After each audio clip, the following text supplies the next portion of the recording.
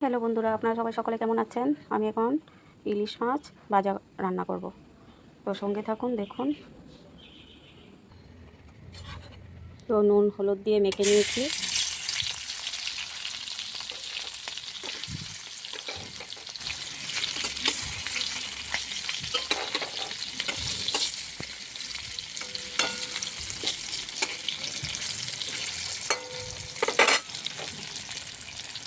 ওদিকে আবার ছড়া সিদ্ধ করে নিয়েছি, ইলিশ মাছ দিয়ে রান্না করব। ওদিকে ছড়াটা সিদ্ধ করে নিয়েছি, ভেজে নেব। আর মাছ ভাজা হয়ে গেছে। ওদিকে আবার মাছের মাথাটাও ভেজে নেব ছড়ার জন্য। এখন উঠিয়ে নেব।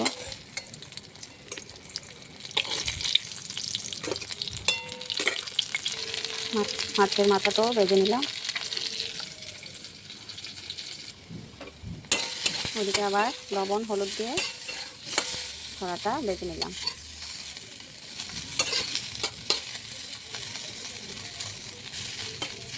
বেগুন দেওয়া যায়, তো আমি বেগুন নেই, তো খালি ছড়া দিয়েই রান্না করছি। আর ইলিশ মাছ তো বেগুন আলু বেগুনে রান্না, সর্ষে ইলিশ, তারপরে ছড়া বেগুন দিয়ে ভালো লাগে।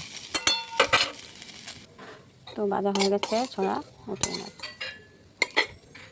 আর ওদিকে জিরের গুঁড়ো, ধনের গুঁড়ো, লঙ্কার গুঁড়ো আর অল্প একটু হলুদ নিয়েছি, জলে মিশিয়ে নেব।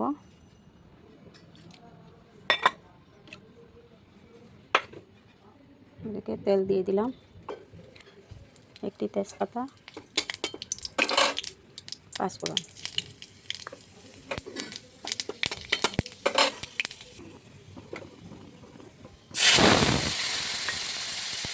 তো মশলাটা কষানো হয়ে গেলে ছড়া মাছ দিয়ে দেবো। দুটো কাঁচা লঙ্কা দিয়ে দিলাম। আর আমার সব কিছুতে একটু কাঁচা লঙ্কা না দিতে ভালো লাগে না। কাঁচা লঙ্কাটা খেতে খুব ভালো লাগে, যদিও লঙ্কার গুঁড়োটা একটু কম দিই, লাল লঙ্কার, সেই জন্য কাঁচা লঙ্কাটা দিয়ে দিই। তো মশলাটা কষানো হয়ে গেছে, ছড়া দিয়ে দিলাম। মাছও একসঙ্গে মিশিয়ে নেব, তাহলে মশলাটা মাছে আর ছড়াতে মিশে যাবে। ওখানে বেশি মাছ দিইনি, মাছের মাথা আর দু টুকরো মাছ। এখন জল দিয়ে দেব।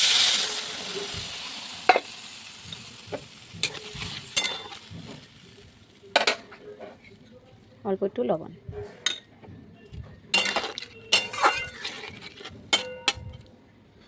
তো ঝোলটা সিদ্ধ হয়ে যাক। তো হয়ে গেছে, উঠিয়ে নেব।